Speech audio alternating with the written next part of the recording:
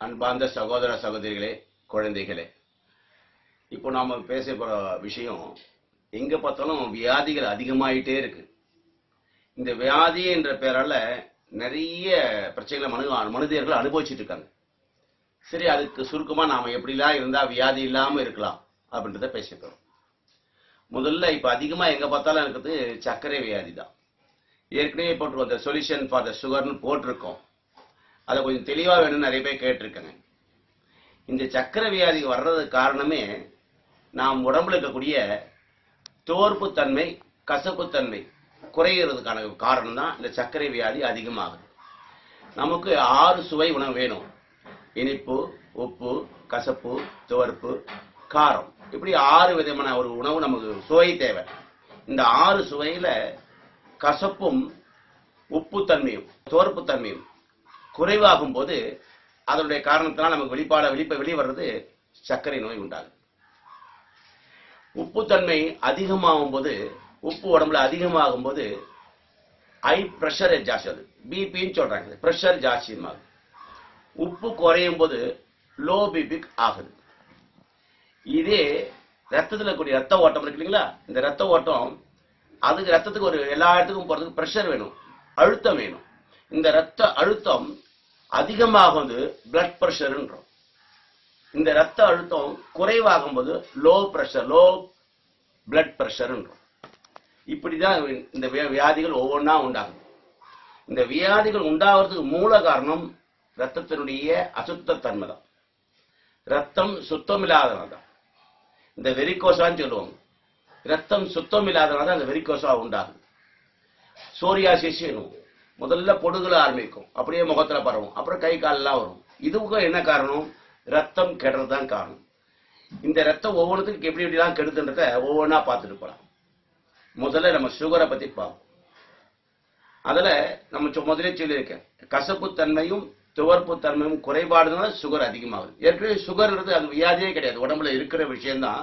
அது அதிகமாகும் போது ஹை சுகர்னும், கம்மியாகும் போது லோ சுகர்னும் ஆகுது, வேற ஒண்ணுமே கிடையாது. இதுக்கு போன வீடியோலே போட்டிருக்கோம், எளிமையான ஒரு சித்த மருத்துவம், தூய்மையான மருத்துவம் ஒண்ணுமே கிடையாது.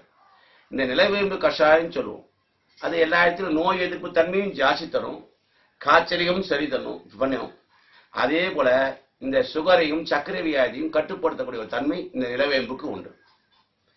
நாம் அந்த சர்க்கரைக்கான மருத்துவத்தை நிலவேம்பு இந்த மாதிரி ஒரு சில சித்த வைத்தியம் சொல்லும் போது நிலவேம்பு, சிறுகுறிஞ்சியான், கடுக்காய், தாந்தொன்றிக்காய், நெல்லிக்காய், அருகம்புல், நாவல் கொட்டை, இப்படி சில முக்கியமான சித்த மருத்துவங்களை எல்லாம் இயற்கையை கிடைக்கிற உணவா நம்ம சாப்பிட்ட விஷயம்தான். அதில் அந்த சேர்த்து நம்ம சர்க்கரைக்கான ஒரு மருந்தை உண்டாக்கி சித்தர்கள் சித்த வைத்தியம் பண்ணிட்டு இருக்காங்க. இதுக்கு நாம அப்படிலாம் வேற அதிகம் வைத்தியம், அந்த சர்க்கரை அதிகமாகும் போது இந்த பிரச்சனையை பார்த்துக்கலாம். இப்ப சர்க்கரை வராம எப்படி தடுத்துக்குதுன்னு தினசரி உணவை மாற்று உணவாக சரிவிகித உணவாக செஞ்சுக்கணும். குறிப்பா சொல்ல போனா அந்த அரிசி சார்ந்த உணவை அதிகமா சாப்பிட்றத குறைச்சிக்கணும்.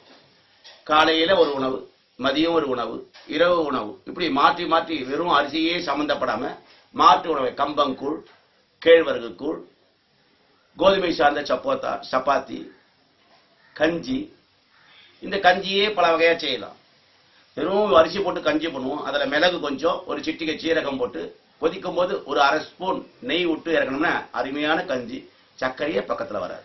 ஏன்னா அதுல மிளகு ரத்தத்தை சுத்தம் பண்ணும், சீரகம் உடம்ப சீரா வச்சுக்கும், நெய் உடலுடைய சூட்டை குறைக்கும்.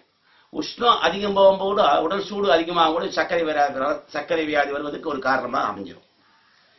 இதை நீங்க என்ன பண்ணுங்க, நான் கொஞ்சம் சொல்லியிருக்கேன், ஊட்டச்சத்து மாவு, கஞ்சி மாவுன்னு சொல்லிட்டு பல தடவை தான் நீங்க சேர்ந்தது. சாமை, கோதுமை, கேழ்வரகு, சோளம், வெள்ளைச்சோளம், மக்காச்சோளம், குதிரைவாளி, இப்படி பல அரிசி பல கோதுமை எல்லாம் சேர்ந்து நான் ஒன்னா போடுங்க, அரைங்க, மாவு சத்து மாவுன்னு ஆயிடும். அதுல கொஞ்சம் சிறிது முந்திரி, பாதாம், ஏலக்காய் சிறிது, சுக்கு பொடி கொஞ்சம், இப்படி எல்லாம் சேர்ந்து அரைச்சிங்கன்னா சத்து மாவா இருக்கும். இது நிறைய இடத்துல கிடைக்குது, விலை அதிகமா சொல்றாங்க, நாமளே செஞ்சா விலை குறைவா இருக்கும். இது நம்ம இதையும் கிடைக்குது. இந்த சத்து மாவை ஒரு ஸ்பூன் 1.5 ஸ்பூன் போடுங்க, கொஞ்சோண்டு சிட்டிகை உப்பு போடுங்க, நல்லா கொதிக்க வைங்க. கொதிச்ச பிறகு கஞ்சி பதத்துக்கு வந்த உடனே இறக்கி வச்சுக்கோங்க. சூடு கொஞ்சம் ஆறின பிறகு அந்த கஞ்சி கூட தினசரி 3 வகையான உணவை மாத்திக்கணும். வாரத்துக்கு ஒரு தடவை. நான் ஏற்கனவே இதை பேசியதுதான், இருந்தாலும் தெரியுனுக்கா சும்மா மறுபடியும் ஒரு தடவை சொல்றேன். வெண்டைக்காய் பொரியல் ஒரு நாள், கஞ்சி கூட.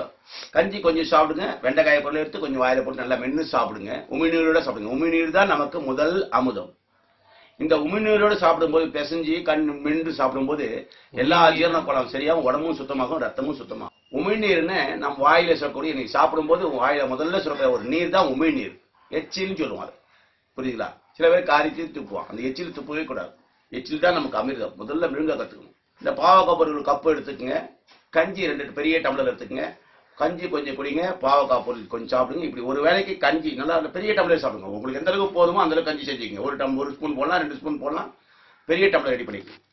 ஒரு வேளைக்கு கஞ்சி தான் உணவு. அது கூட சாப்பிட்ற ஒரு சைடு தான் ஆக்சுவலா இந்த வெண்டைக்காய் பொரியல். அடுத்த நாள் பாவக்காய் பொரியல், அதுக்கு அடுத்த நாள் வாழைப்பூ பொரியல்.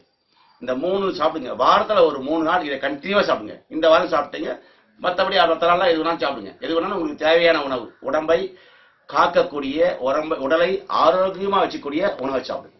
காலையிலே சாப்பிடலாம் கஞ்சியை, மதியமும் சாப்பிடலாம், இரவும் சாப்பிடலாம். ஏதாவது ஒரு வேலை செலக்ட் பண்ணிட்டு வாரத்துக்கு ஒரு 3 நாள் இதை கண்டினியூவா சாப்பிடுங்க. சுகர் இல்லை, எந்த நோயுமே பக்கத்தில் வராது. அந்த கஞ்சி கொதிக்கும் போது ஒரு சிட்டிகை மிளகுத்தூள் போடுங்க, ஒரு சிட்டிகை சீரக பொடி போடுங்க, ஒரு சிட்டிகை தேவையான உப்பு போட்டுக்குங்க. புரியுங்களா?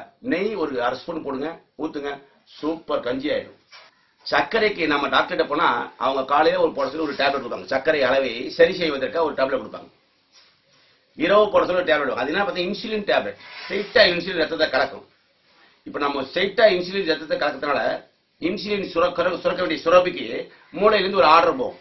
எனக்கு ரத்தத்துல இன்சுலின் கலந்துச்சு, அதனால இன்சுலின் தேவையில்லைன்னு சொல்லுவோம். அப்ப இன்சுலின் சுரக்கிற சுரபி சோம்பேறி ஆயிடும்.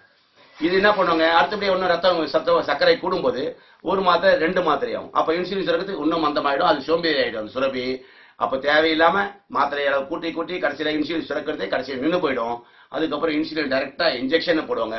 அது போய் கடைசியில நாளடைவில் இன்னும் ஜாஸ்தி மோசமான நிலைமை வரும்போது டயாலிசிஸ் சொல்லக்கூடிய ஒரு நிலைமைக்கு போயிடுவாங்க. நாம் ஒரு சுரபி, இப்போ உமிழ்நீர் சுரபி ஜாஸ்தி சுரக்குது, அது சுரக்காம இருக்கு. நம்ம என்ன பண்ணுவோம், வேற எதனா சாப்பிட்டு வச்சு ட்ரையான பொருள் சாப்பிடும்போது வாயெல்லாம் உலர்ந்து போகும், தொண்டை வறண்டு போயிடும். அப்ப அமிர்தம் எப்படி ஊறும்? எச்சில் ஊறாது. அதனால நம்ம செயற்கையா ஒரு சில செய்யும் போது அந்த உறுப்பு சோம்பேறி ஆகி தன்னுடைய அமிர்தமான அந்த சுரபி அந்த வேலையை செய்யாம நின்றுபடுறதுனாலதான் இந்த மாதிரி வியாதிகள் வருது. அதனால சர்க்கரை வியாதி வர்றது காரணம் நாம தானே அன்றி பிற காரணம் எதுவும் கிடையாது. உணவை அன்றாடம் இந்த உணவு சாப்பிட்டா இது இப்படி ஆகும்னு தெரிஞ்சு சாப்பிடணும். நாம் எதை சாப்பிடணும் தெரிஞ்சு சாப்பிடணும். அந்த உணவு சாப்பிட்டா என்ன ஆகணும் தெரிஞ்சு சிந்தித்து சாப்பிட்டா நமக்கு இந்த சர்க்கரை நோய் வரவே வராது.